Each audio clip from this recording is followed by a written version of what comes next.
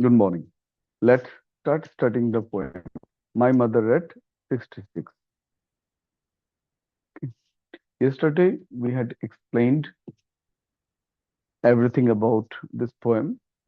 We had analyzed the theme, understood the theme, and as well as we had got the summary of this poem. And today we are going through the poem line by line. Okay. So poetess Kamala Das, or uh, instead of her, it may be that she is talking about someone else, not in particular. Generally, she has taken an example, okay? Maybe the narrator, or essentially Kamala Das herself. She had come to her mother's house or parental house to spend a few days with her mother, and now the holidays are gone. Now she had to go back to her workplace. ठीक है, उस समय की बात हो रही है. तो वो कोचिन एयरपोर्ट से जो है फ्लाइट पकड़ के वो अपने वर्क प्लेस पे वापस जाएगी. अब कोचिन एयरपोर्ट तक जाने के लिए कार हायर की गई है और उस कार में मम्मी और बेटी दोनों बैक सीट पर बैठ के जा रही है. ठीक है, तो ये है टोटल सेटअप.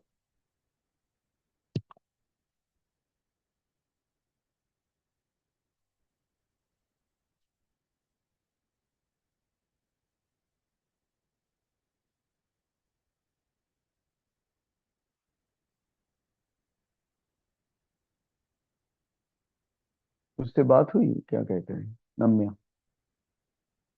नहीं आएगी?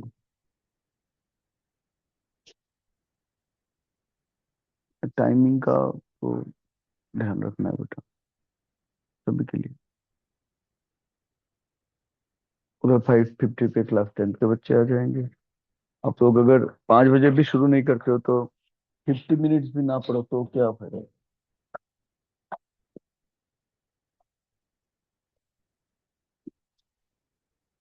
बैठो. Well, let's start. तो driving from my parents home to Cochin last Friday morning I saw my mother beside me. Plus point बेटा, पेज नंबर 89-90 ऐसे कुछ. Driving from my parents home to Cochin last Friday last Friday morning. तो बहुत ही simple project language में ये poem लिखी गई है. समझने में थोड़ी सी भी कोई दिक्कत होने वाली बात नहीं है. ड्राइविंग मतलब exactly she was not driving. Obviously we can suppose that a driver was, except from these two women, another driver was there, and he was driving, and they were perhaps seated on the back seats of the car. Driving from my parents' home to Cochin last Friday morning. उसके माता पिता के घर से पिछले शुक्रवार की morning में ये चली थी. किसके लिए? कोचिन एयरपोर्ट के लिए. और बैक सीट पे बैठ के I saw my mother beside me. Mummy और बेटी दोनों साथ साथ पास पास बैठी हुई थी. डोज, और मम्मी क्या कर रही थी? डोज कर रही थी, मतलब डोजिंग कर रही थी. मीन्स झपकी ले रही थी, मतलब उनको झपकी आ रही थी. वो चाह के भी सुबह सुबह के टाइम पे भी. एक्चुअली कल मैंने बताया था कि बड़े बुजुर्ग जो लोग हो जाते तो उनको उनको रात को जो है नींद जो है अच्छे से नहीं आती है. कई बार उनकी नींद खुल जाती है. मतलब बहुत ही लाइट स्लीप होने के नाते जो है पूरी तरह से बॉडी री एनर्जाइज्ड नहीं हो पाती है. इसीलिए सुबह के टाइम या दिन के डिफरेंट टाइम पे क्या होता है, एनर्जी लेवल डाउन हो जाता है. और इसी वजह से यॉर्निंग आती है, इसी वजह से झपकी आती है. ये नॉर्मल बात है. तो she was dosing and that was noticed by her daughter. अब बेटी 12-15 साल की, 16-17 साल की नहीं है, बेटी वर्किंग है।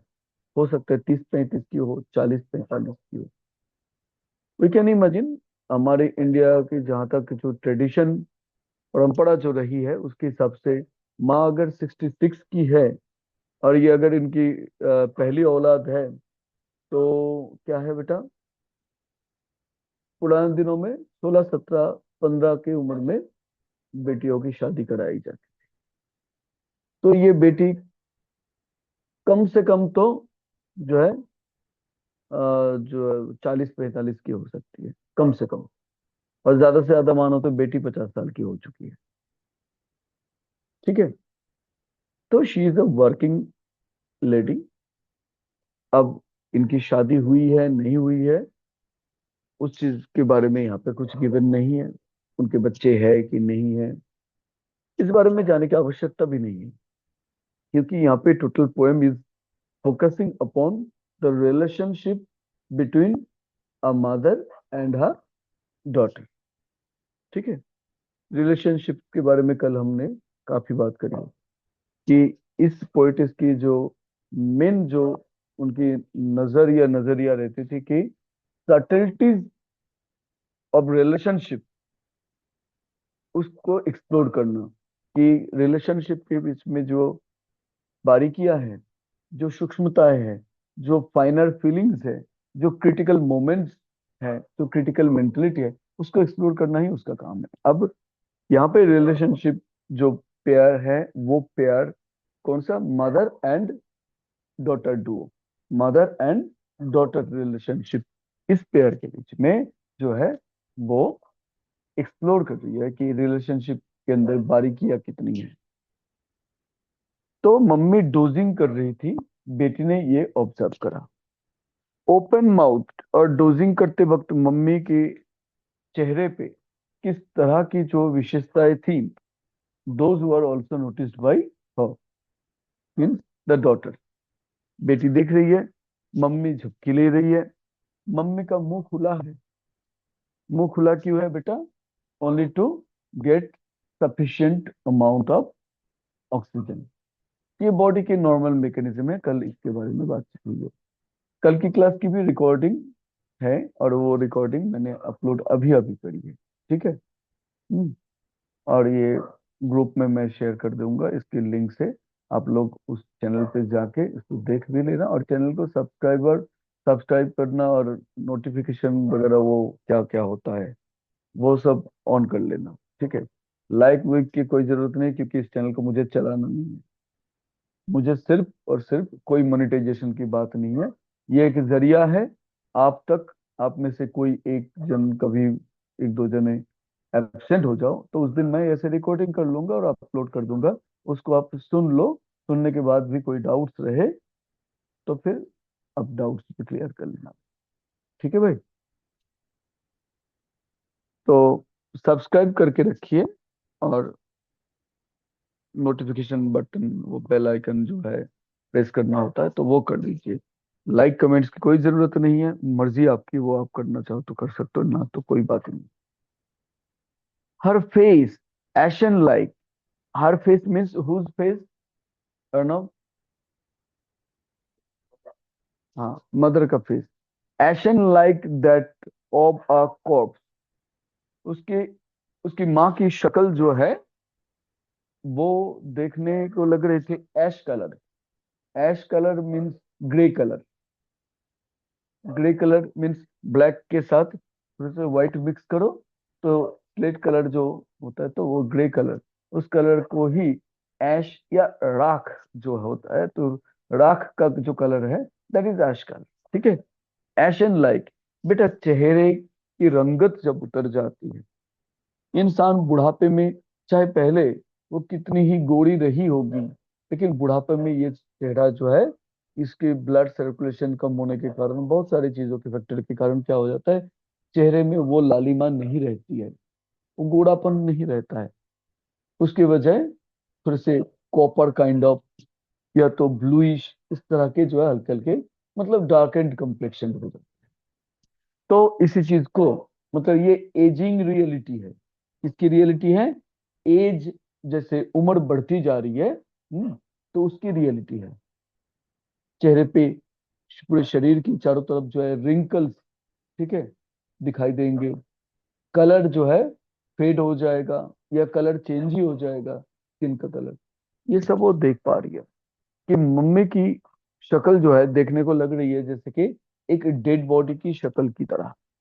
कॉर्प्स का मतलब human dead body, CORPSE, corps means human dead body. और अदर देन ह्यूमन, दूसरे प्राणियों की डेड बॉडी को क्या कहते हैं? लगे हाथ ये भी जान लीजिए। पता है? खारखास, CAR, कार, CASS, खास, carcass, carcass means animal dead body other than human beings. तो ह्यूमन बींग्स की डेड बॉडी को क्या बोला जाता है? कॉर्प्स, शव। शव देह कहा जाता है ना डेड बॉडी को, तो वही है कॉर्प्स। तो मम्मी की शक्ल देखने को लग रही है, कैसी दिख रही थी बोलो, एक डेड बॉडी की शक्ल की तरह। तो मम्मी की शक्ल की तुलना उसने किसके साथ करी है? एक डेड बॉडी की शक्ल के साथ। यहाँ पे तुलना करते वक्त उसने कंपैरेटिव वर्ड लाइक का यूज किया। बेटा जहां कहीं पे भी where there is a comparison, और उस कंपैरिजन के दौरान कोई कंपैरेटिव वर्ड का यूज हो, तो अब उस कंपैरिजन को क्या बोला जाता है लिटरेरी डिवाइस के हिसाब से? सिमिली। तो यहाँ पे हर फेस से लेकर के कॉर्प्स तक, यहाँ पे मदर के फेस को जो है ह्यूमन डेड बॉडी के फेस के साथ कंपेयर किया गया है। और उस कंपैरिजन को एक्सप्लिसिट किया गया, मतलब स्पष्ट रूप से बताया गया, किसकी यूज से? लाइक कंपैरेटिव वर्ड के यूज से। तो that's why it's a case of simile. समझ में आई बात है? चलिए आगे चलते हैं। बेटा स्क्रीन पे भी देख लीजिए।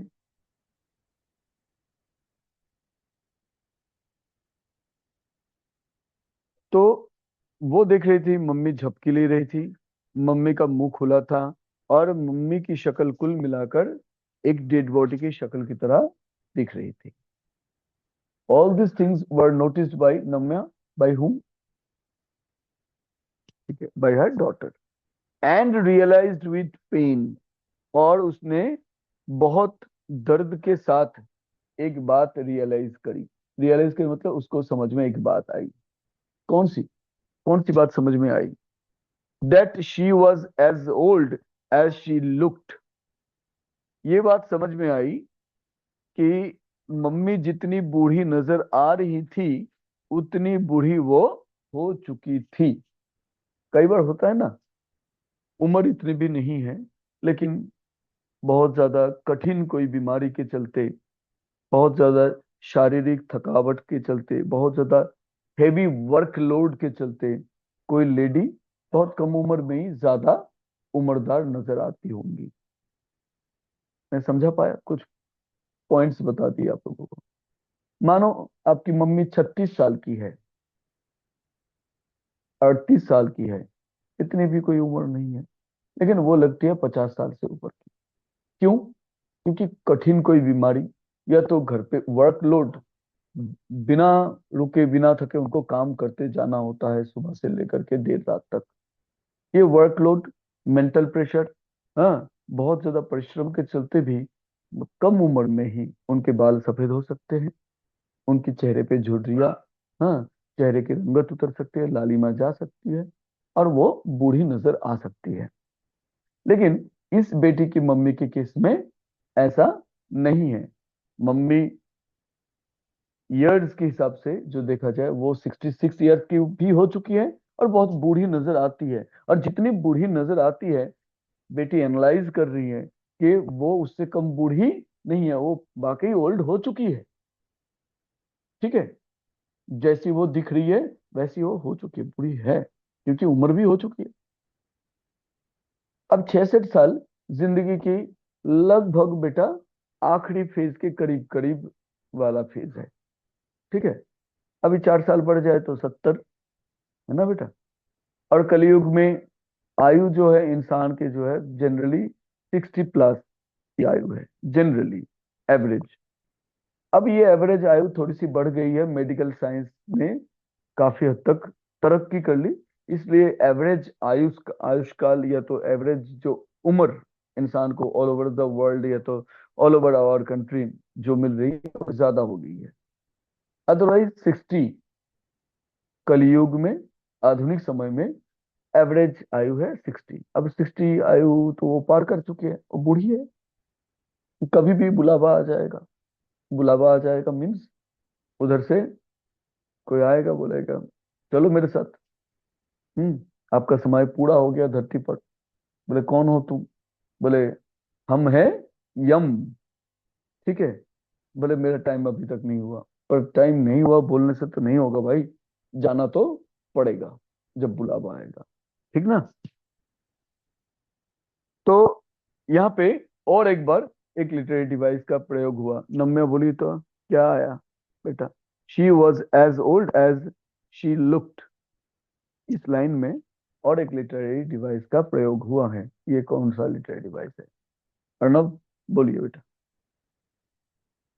एलिट्रेशन। एलिट्रेशन किसे कहते हैं भाई? बोलो। यहाँ पे once again the same literary device is repeated here, मतलब सिमिली। देखो, शी मम्मी को बहुत बूढ़ी औरत के साथ जितनी वो बूढ़ी नजर आ रही है, जैसे कि वो दिख रही है, दिखने वाली मम्मी और उम्र के हिसाब से बूढ़ी मम्मी, दोनों के बीच में कंपैरिजन है। और कंपैरिजन को क्लियर किया गया किससे? एज से। एज कंपेरेटिव वर्ड से। कंपेरेटिव वर्ड्स का उल्लेख मेंशन करते हुए जब कंपैरिजन की जाती है, then it is called a case of simile. क्या बोला जाता है? सिमिली। सिमिली की स्पेलिंग क्या है? SIMILE।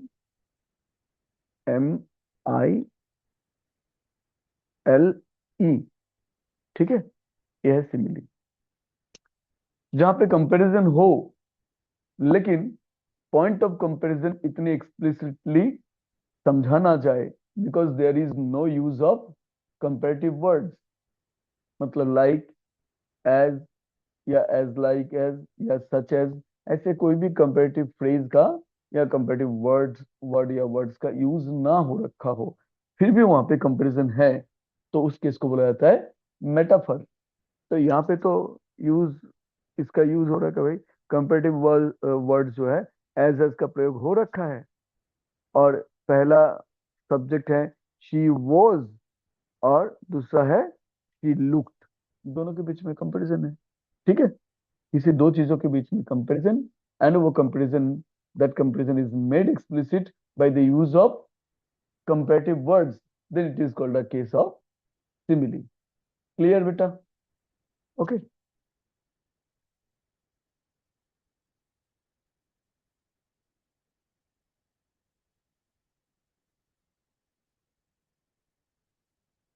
तो मम्मी जितनी बूढ़ी नजर आ रही थी उतनी बूढ़ी हो चुकी थी। She was convinced about this thing. Who was convinced बेटा? बेटी। बेटी को पक्के तौर पर पता चल गया कि मम्मी वैसे ही बूढ़ी नजर नहीं आ रही है, बाकी वो बूढ़ी हो चुकी है। ठीक है। बट सुन, पर ये भावना मन में जैसे ही आई, सुन, उसके बाद बहुत ही शीघ्र, बहुत ही जल्दी जल्दी, पुट दैट थॉट अवे, मैंने उस भावना को मन से निकाल दी। क्योंकि वो भावना आते ही उसको बड़ा दुख होता है। किसको? बेटी को बड़ा दुख होता है। क्या होता है कि उसके मन में बचपन से एक डर बैठा हुआ है कि मम्मी मुझे छोड़ के चली जाएगी। I will be separated from my mother. Mummy से मैं बिछड़ जाऊंगी। ये डर बचपन से अभी तक, ये डर उसको सता रहा है। ठीक है। तो वही बड़ा दुख होता है उसके मन में, बहुत ही भय, बहुत ज्यादा डर उसके मन में बैठ जाता है। इसीलिए वो नेगेटिव चिंता, नेगेटिव भावना आती है। कौन सी नेगेटिव भावना? कि मम्मी बहुत बूढ़ी हो चुकी है, बहुत बूढ़ी हो चुकी है। इसके बाद ही नेक्स्ट भावना क्या आ जाएगी? मम्मी बहुत कम दिन की मेहमान है ना, ज्यादा दिन नहीं जिएगी। ये भावना आ जाएगी। इसलिए वो नेगेटिव भावना आते ही तुरंत उसने डेस्परेटली क्या किया, डेस्परेटली ना सही, डिलिबरेटली उसने क्या किया, उस भावना को मन से निकाल दी कि नहीं भाई, मुझे नहीं चाहिए इस तरह की भावना, मैं एंटरटेन नहीं करूंगी। Very good. अच्छा बेटा, मन के अंदर एक भावना आई थी और मन से वो भावना को अपने बाहर निकाल दी, तो मन थोड़ा सा खाली सा हो गया। और दुनिया में कोई भी, विश्व ब्रह्मांड में कोई भी जगह खाली नहीं रह सकती है। एक भावना को अपने निकाल दी तो दूसरी भावना आएगी, आएगी ना। तो as she was conscious about that, aware about that, इसलिए उसने चुपचाप आसान आराम से वो बैठी नहीं रही कि एक भावना को निकाल दी अब बस शांत। नहीं, उसको पता था कि इस नेगेटिव भावना को मैंने निकाल दी लेकिन दूसरी आ सकती है। इसलिए उसने क्या किया, डिलिबरेटली उसने उस खाली जगह पे, मतलब अपने खाली मन के अंदर फिर से नेगेटिव दूसरी कोई भावना ना आ जाए, इसलिए उसने पॉजिटिव भावना से, पॉजिटिव दृश्य से अपने मन को फिल करना चाहा। उसके लिए उसने क्या किया देखिए, and looked out at young trees sprinting, और चलती हुई कार की विंडो से उसने बाहर की तरफ देखा कि कुछ सुंदर दृश्य देखने को मिले, तो मन के अंदर नेगेटिव भावनाएं और नहीं आएगी। नेगेटिव भावनाओं को एंटरटेन वो नहीं कर सकती है, ऐसी मानसिक स्थिति में वो नहीं है कि वो झेल पाएगी। एक्चुअली उसको बहुत ही ज्यादा तकलीफ, बहुत ही ज्यादा दुख हो रहा है मम्मी को देख के और मम्मी को छोड़ के जाने में।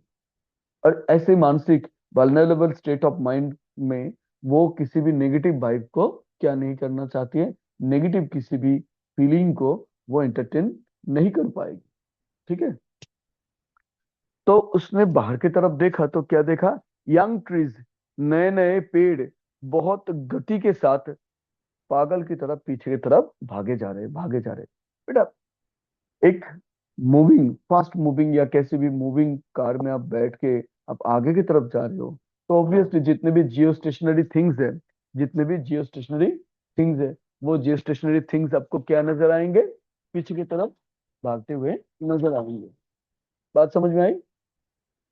आप एक फास्ट मूविंग या कैसे भी स्लो मूविंग कार में भी बैठ के आप आगे जा रहे हो, तो आपको लैंप पोस्ट, लाइट पोस्ट, पेड़ वगैरह सारे क्या नजर आएंगे, आपको दिखाई देंगे, सब पीछे की तरफ भाग रहे हैं।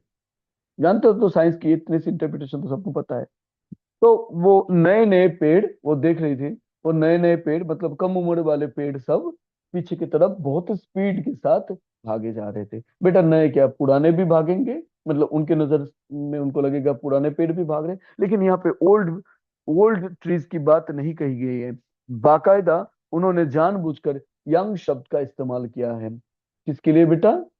To play a contrasting game with her mother's old age. बात समझ गए? मम्मी बूढ़ी है, ओल्ड, और मम्मी की शारीरिक जो स्थिति है उसके अंदर क्या नहीं है, एनर्जी नहीं है, मतलब एनर्जी लेसनेस उसकी विशेषता है। रंगत लालिमा सब खत्म हो गई है, स्पीड नहीं है शरीर में। बूढ़े लोग स्पीडीली चलना, उठना, बैठना, काम करना कुछ भी स्पीडीली नहीं कर पाते हैं, बहुत आराम आराम से करते हैं, क्योंकि उनका शरीर उनका साथ देना अब छोड़ देता है। ठीक है। तो बुढ़ापे की जो खासियत है, जो स्पेशलिटीज है, वो स्पेशलिटीज क्या है? एनर्जी लेसनेस, हाँ, very less speed in doing anything that they want to do. समझ गए? तो मम्मी के, और वीकनेस, जनरल वीकनेस, तो मम्मी के शरीर पे बूढ़ा होने के कारण, बूढ़ी होने के कारण मम्मी के शरीर में जो जो नेगेटिव साइड्स है उसके साथ कंट्रास्ट दिखाने के लिए उन्होंने बाकायदा डिलिबरेटली एक शब्द का इस्तेमाल किया पेड़ों के लिए। कौन सा शब्द बेटा? बोलिए कौन सा शब्द? यंग। अदरवाइज वो ओल्ड ट्रीज भी कह देते साथ ही साथ, नहीं किए, नहीं किए ना। तो एक डिलिबरेट, एक उनकी ख्वाहिश है, उनकी इच्छा है कि वो समझाए कि मम्मी की मम्मी के पूरे शरीर के साथ कंट्रास्टिंग है बाहर का दृश्य, कार के अंदर का दृश्य बहुत ही ज्यादा घुटन पैदा कर रहा है। उसको देख के अच्छा नहीं लग रहा है कि मम्मी ऐसे ही जो है बूढ़ी हो चुकी है और बस चंद दिन की मेहमान बन के रहेगी। समझ गए? और बाहर की तरफ का दृश्य जो है वो बहुत ही सुहावना दृश्य है, बहुत ही आनंददायक दृश्य है। पेड़ कितनी जॉलीली, कितनी हैप्पीली, ग्लैडली, नए पेड़ सब स्पीड के साथ, जिनके शरीर में क्या है बेटा, स्पीड है, जोश है, जज्बा है, और वो पागल की तरह भागे जा रहे हैं। तो मम्मी की शरीर की वीकनेस के साथ कंट्रास्ट समझाने के लिए ही ये यंग ट्रीज स्प्रिंटिंग, सिर्फ यंग बोल के ही वो खत्म नहीं किए, उन्होंने बोला स्प्रिंटिंग। बेटा स्प्रिंट क्या होता है बेटा, है? हाँ, स्प्रिंट, वो जो रेस, नॉर्मल जो रेस है, उस रेस में जो कोई भी दौड़बाज मतलब बहुत तेज दौड़ लगाते हैं, तब जाके उसको स्प्रिंटिंग कहा जाता है। तो बहुत तेज दौड़ कौन दौड़ सकता है, जिसके शरीर में बहुत ज्यादा जोश हो, ठीक है, एनर्जी लेवल बहुत ही टॉप लेवल पे हो। तो बोले कि मम्मी के शरीर में तो थोड़ी सी भी जान नहीं है, थोड़ी सी भी स्पीड नहीं है, जबकि देखो उनके कंट्रास्ट में जो यंग पेड़ है, उनके शरीर में कितनी जान है, कितनी स्पीड है, वो पागल की तरह भागे जा रहे हैं। तो ये कंट्रास्ट समझाने के लिए ये एक इमेज है, यंग ट्रीज प्रिंटिंग। और एक इमेज है, द मेरी children spilling out of their homes. मेरी मतलब हैप्पी, और हैप्पी चिल्ड्रन, बच्चे बड़े खुश नजर आ रहे हैं, किसी कस्बे से, किसी गांव के साइड से, या किसी शहर से जो है गाड़ी गुजर रही है, और तब जाके आसपास के घरों के बच्चों को वो देख पा रही है कि बच्चे हो हा हा ही करते करते अपने दोस्तों के साथ, हाँ, खेल खेलने के लिए घर से बाहर निकल रहे हैं। इकट्ठा 10-20 बच्चे हो हा हा करते करते निकले। तो अपने आप में ये दृश्य बहुत ही जो है ग्लैड है, हैप्पी सीन है ना। तो मदर के साथ उसका जो दृश्य है वो बहुत ही सैड सीन है, और ये यंग बच्चों को वो खेलने के लिए अपने घरों से बाहर निकलते हुए वो देख पा रही है, ये क्या है, हैप्पी सीन है। तो this is positive image, and young trees painting, it is also another positive image. तो बेटा ये एक यंग ट्रीज पेंटिंग, ये एक positive image. The children, the merry children spilling out of their home, मतलब खुशी के मारे फूले ना समाये, देखो अपने घर में ये ज्यादा हो गए, इसलिए फट से घर से निकल रहे हैं। खुशी खुशी इतनी हो गई, जैसे कि मतलब स्पिलिंग शब्द का मतलब, स्पिलिंग आउट का क्या मतलब होता है बेटा, कोई भी घड़ा, आप उसमें लिक्विड या कोई पानी भर रहे हो, उसमें भरते भरते भरते भरते एकदम किनारे तक भर जाए, ओवर ब्रीमिंग हो जाए, तब क्या होगा, पानी एक्स्ट्रा आप डालो तो वो पानी स्पिल आउट हो जाता है। किसी बर्तन में दूध जला रहे हो तो दूध क्या हो जाता है, स्पिल आउट हो जाता है।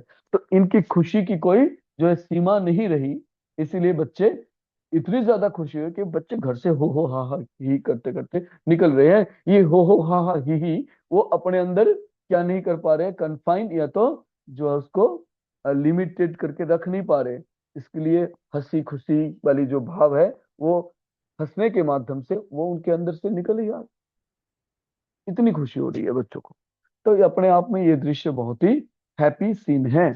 तो it's a positive image, and young trees printing, that is also positive image.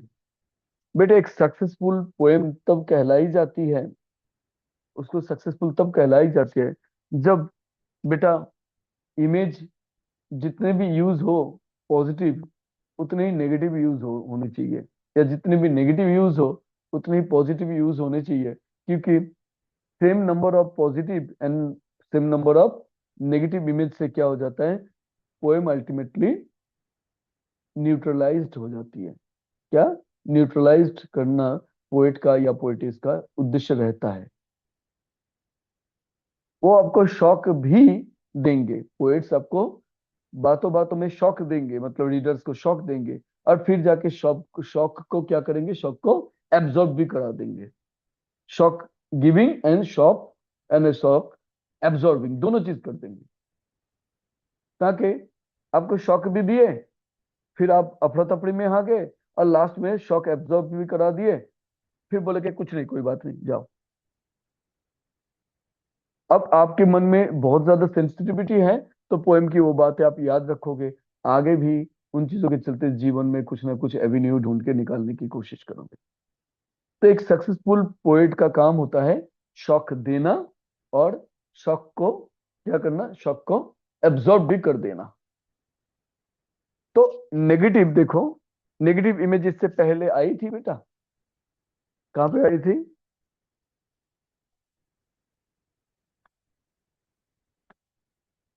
Her face ashen like that of a corpse, this is negative image. समझने में कोई असुविधा आपत्ति? मम्मी की शक्ल की तुलना उसने करी है एक डेड बॉडी की शक्ल के साथ, तो ये कोई पॉजिटिव बात है? किसी भी जिंदा इंसान को भाई एक डेड बॉडी के साथ तुलना करना तो पॉजिटिव किसी भी तरह से नहीं है। तो this was a negative image. Image का मतलब क्या होता है? छवि। छवि। बेटा छवि, एक पेंटर क्या करता है? वो कैनवस के ऊपर ब्रश और कलर से वो छवि बनाता है। और पोएट कैसे छवि बनाते हैं?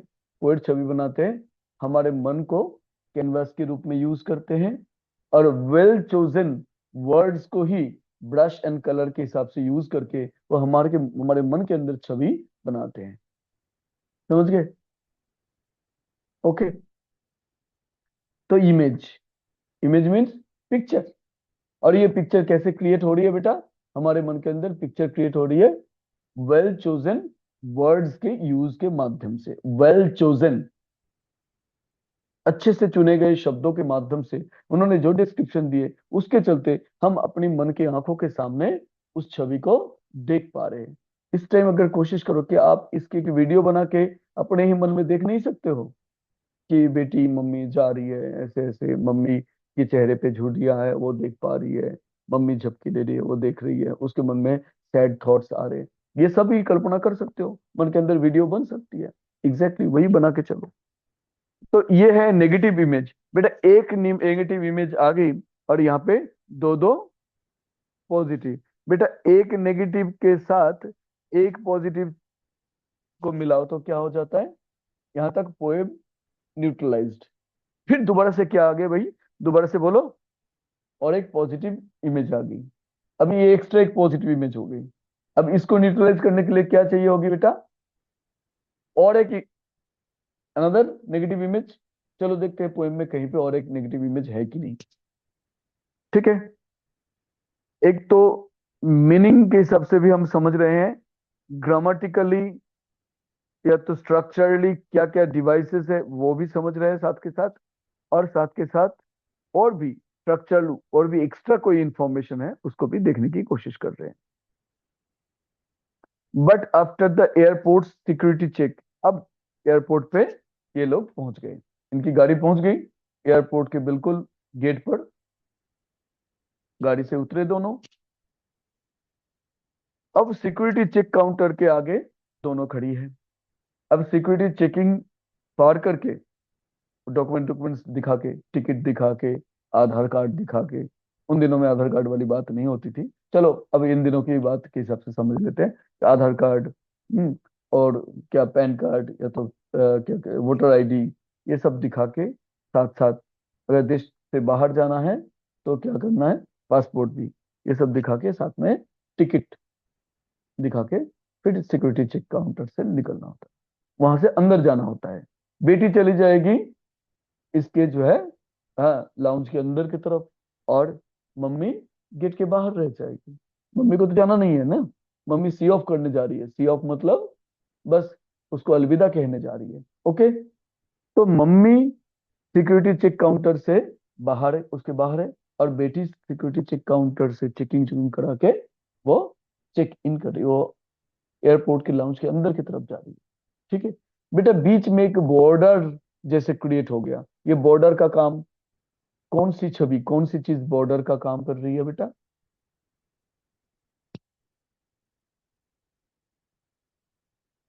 ये सिक्योरिटी चेक काउंटर मम्मी और बेटी के बीच में जो डिस्टेंस ये पैदा किसने किया? ये इसने किया। ये एक बैरियर की तरह काम कर रहा है। सिक्योरिटी चेक काउंटर इमेज के हिसाब से एक बैरियर बैरियर की तरह काम कर रहा है, मतलब बाधा, मम्मी और बेटी को अलग करने का। ठीक है। मम्मी अंदर नहीं जा सकती क्योंकि मम्मी के पास जाने के लिए टिकट वगैरह डॉक्यूमेंट्स तो है ही नहीं, ठीक ना। बेटी जाएगी, तो बेटी दूर होती जा रही है, मम्मी इधर। ओके, तो ये एक बैरियर की तरह काम करे। Trending a few years, yard का मतलब क्या होता है? गज। एक गज में कितने फीट होती है बेटा? कितने फीट होते हैं बेटा एक गज में? हैं? यहाँ पे सब प्लॉट का हिसाब स्क्वायर गज में चलता है, स्क्वायर यार्ड में चलता है, फिर भी गज के लिए इतने क्या दिक्कत है? 3 फीट। 3 फीट से जो है, 3 फीट में एक गज। तो आप फ्यू इयर्स, फ्यू कितने को बोला जाता है? तीन चार, तीन चार पांच, किसी भी चीज की तीन चार पांच संख्या हो तो उसको वहां तक क्या बोला जाता है? फ्यू। अब फ्यू इयर्स, चलो ज्यादा से ज्यादा मान लेते हैं बेटा, 5 गज दूरी जाके, मतलब सिक्योरिटी चेक काउंटर के बाहर मम्मी खड़ी है, और वहां से 5 गज दूरी पे जाने के बाद, 5 गज का मतलब क्या होता है बेटा? 15 फीट। यहाँ से वहां तक, ठीक है, यहाँ से वहां तक, उस कोने तक, इतने बीच में क्या है? सिक्योरिटी चेक काउंटर, और मम्मी यहाँ खड़ी है, और वहां तक बेटी जा पहुंची है। बेटी को लगा it is high time that she should look back at her mom, कि ये अब वो समय है, अब भी ना देखूं मम्मी की तरफ, क्या पता भगवान को क्या मंजूर है आगे, उससे नेक्स्ट टाइम जब मिलने आऊंगी, क्या पता मम्मी तब तक जीवित रहे या ना रहे, तो एक बार आखिरी बार के लिए देख लूं। तो 15 फीट दूरी पे जाके बेटी मुड़ के मम्मी की तरफ देखने लगती है। टोटल सीन, टोटल छवि समझ में आ रही है बेटा? Standing a few years away, मतलब सिक्योरिटी चेक काउंटर से कुछ ही फीट दूरी पे जाकर उसको लगा, I looked again at her, mummy की तरफ फिर से मैंने देखा। अब थोड़ी सी शायद पॉजिटिव उम्मीद के साथ वो देख रही थी कि दिन के उजाले में मम्मी तो शेड के बाहर खड़ी है, पूरा उजाला है चारों तरफ, अब इसमें कम से कम मम्मी उतनी बूढ़ी नजर नहीं आएगी, उतने भी सैड थॉट्स मेरे मन में नहीं आएंगे। एक उम्मीद के साथ उसने देखी होगी, बट उसने फिर से क्या पाया? वैन, वेनिंग मून की जो स्थिति होती है, एक तो पूनम की रात का चांद, और एक होता है क्रेसेंट मून, ठीक है। तो मम्मी की शरीर की जवानी कब की जो है ढल चुकी है, बूढ़ी हो गई है मम्मी, वो लालिमा, वो ग्लो चेहरे पे वो कुछ नहीं है। वाकई जो नेगेटिव थॉट्स आ रहे थे उसके पीछे वाकई वजह है, वो अपने आप को समझा रही थी। पेल, कलरलेस चेहरे पे वो रंगत नहीं है, वो लालिमा नहीं, ग्लो नहीं है। As a late winter's moon, late winter moon की तरह उनका चेहरा, उनके चेहरे के जो रंगत उतर चुका है, वो बहुत ही जो है इंस्पायरिंग एक चेहरा है। तो ये क्या है बेटा? ये क्या है, किस तरह की इमेज है? यहाँ पे एक लिटरेरी डिवाइस का प्रयोग हुआ है। देख, मम्मी की शक्ल को किसके साथ तुलना हो रही है बेटा? लेट विंटर्स मून के साथ। और पॉइंट ऑफ कंपैरिजन क्लियर किया गया किसके माध्यम से? एज के माध्यम से। तो this is once again simile. समझ गए बेटा? मम्मी की शक्ल, मम्मी फेस को किसके साथ कंपेयर? लेट विंटर्स मून के साथ। और point of comparison made explicit by the use of as, comparative word, तो इसलिए ये सिमिली है। चलिए, तो pale as late winter's moon, ये छवि क्या है? पॉजिटिव छवि है या नेगेटिव है? जिसको छवि बोलते हैं उसी को इंग्लिश में इमेज बोलते हैं, ये कोई बड़ी बात नहीं। और छवि कैसे बनाते हैं कोई पोएट? वेल चोजन वर्ड्स से, वर्ड्स की हेल्प से, उसको ही रंग, उसको ही ब्रश की तरह यूज करके, हमारे माइंड को कैनवस की तरह यूज करते हुए हमारे माइंड के ऊपर वो वेल चोजन वर्ड्स के जो है जरिए वो पिक्चर बनाते हैं, उस पिक्चर को कहते हैं इमेज, बस। तो ये नेगेटिव इमेज और एक बार, ठीक है भाई। तो एक पॉजिटिव जो एक्स्ट्रा इमेज थी, उस पॉजिटिव एक्स्ट्रा इमेज को न्यूट्रलाइज करने के लिए एक एक्स्ट्रा नेगेटिव भी आ गई। तो ओके, अब finalise, 2 negative and 2 positive images. Okay fine, अभी तक न्यूट्रलाइज्ड, आगे एक्स्ट्रा कुछ आएगा तो देख लेंगे।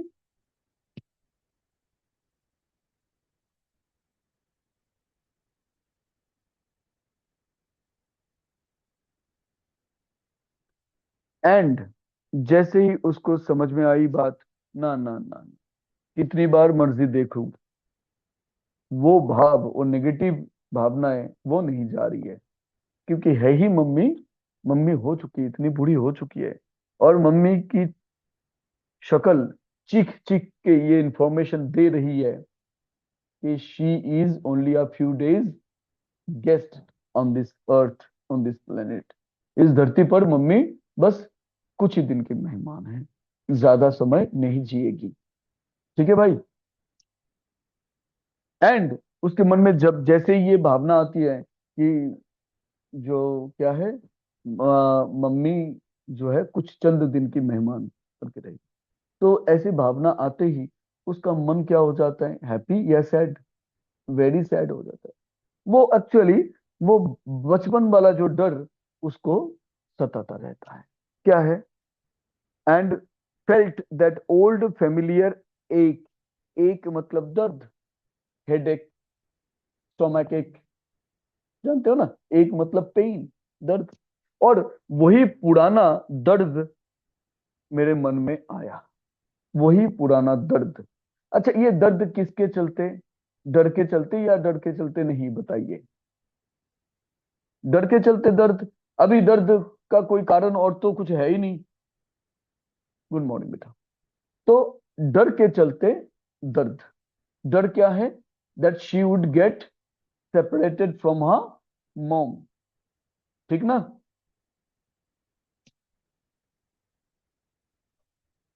माई चाइल्डहुड फियर, मेरे बचपन का डर। बचपन का क्या डर था बेटा? That she would get separated from her mother.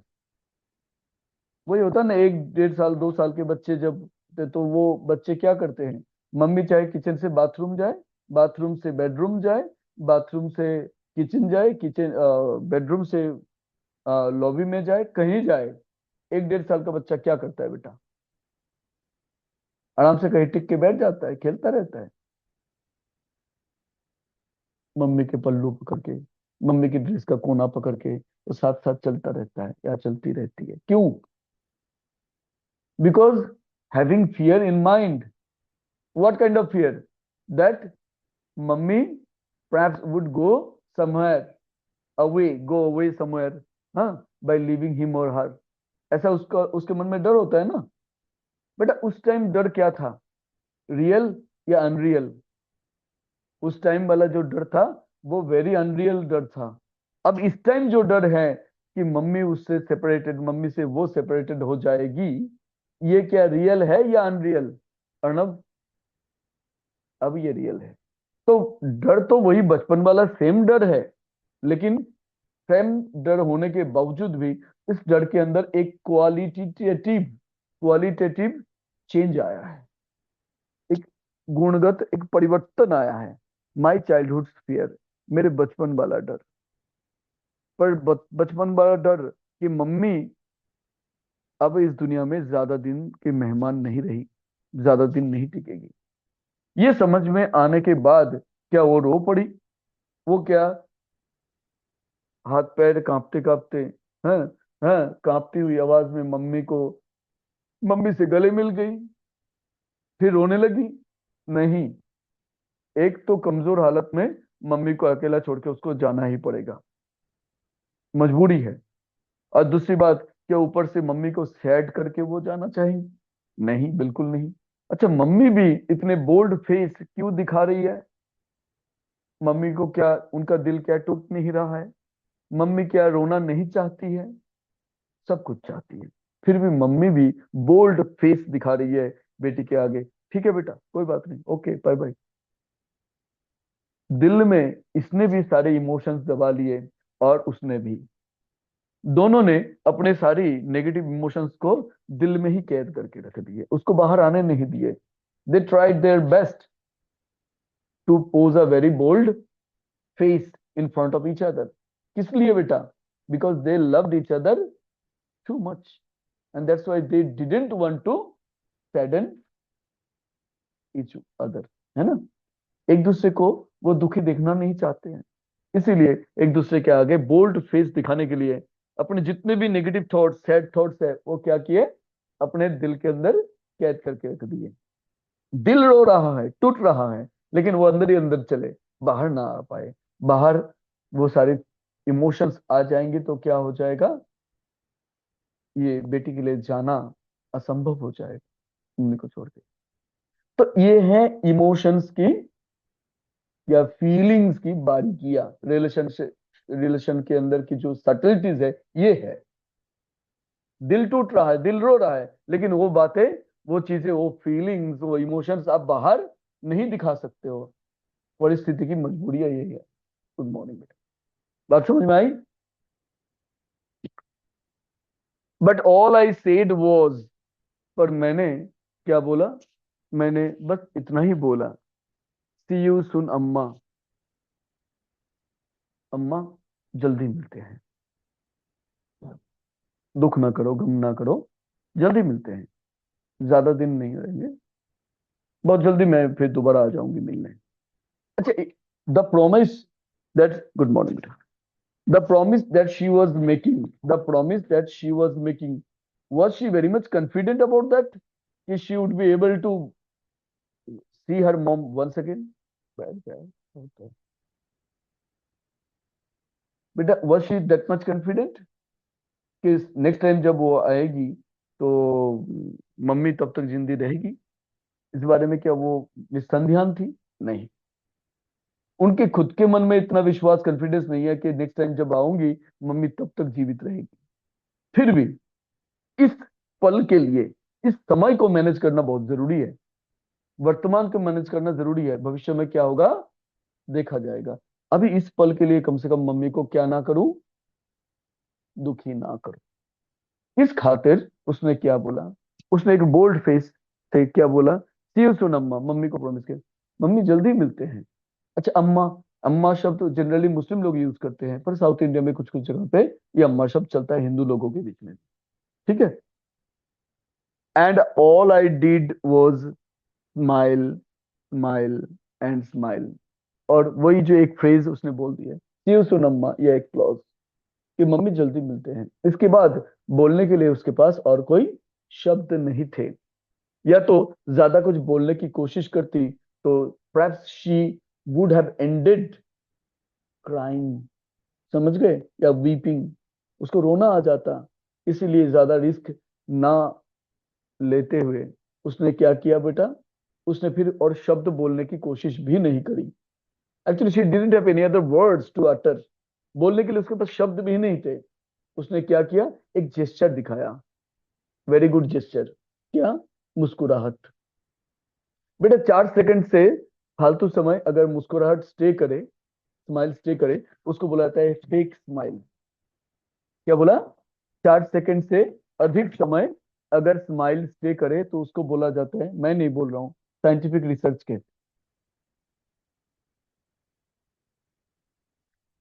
तो यहाँ पे इसने तीन तीन बार रिपीट किए, रिपीटिशन है यहाँ पे, लिटरेरी डिवाइस का नाम है। एक ही वर्ड रिपीट हो तो उसको रिपीटिशन बोला जाता है, REPETITION। Smile, smile, smile. वो सिर्फ मुस्कुराती रही, मुस्कुराती रही, मुस्कुराती रही। ये 3 बार बोलने के पीछे उद्देश्य क्या है, कि मेरे पास, एक्चुअली उसके पास, उस लड़की के पास क्या नहीं था बेटा, she didn't have any other option other than smiling. अब बोले बोले भी तो वो क्या बोलेगी, क्या बोलेगी, बोलने के लिए कुछ बचा नहीं, कोई शब्द नहीं बचा। सिर्फ एक good gesture, smile, smile, smile करते हुए वो चली जाती है, ताकि मम्मी दुखी ना हो। मम्मी भी बोल्ड फेस दिखाते हैं, ठीक है बेटा जाओ, कोई बात नहीं, हम यहाँ पे सही है, ठीक है, सही रहेंगे, कोई बात नहीं, चिंता मत करो, हमें लेकर के दुश्चिंता करने की कोई जरूरत नहीं है। जिनके बच्चे विदेशों में रहते हैं, दूसरे शहरों में रहते हैं, ऐसे बूढ़े माँ बाप जब घर पे रहते हैं, वो बच्चे जाने के बाद उनको बड़ा दुख होता है जाते हुए, लेकिन फिर भी वो उनके आगे रोते नहीं है, क्योंकि उनके जाने जाते वक्त उनका मन भी भारी ना हो जाए। ठीक है।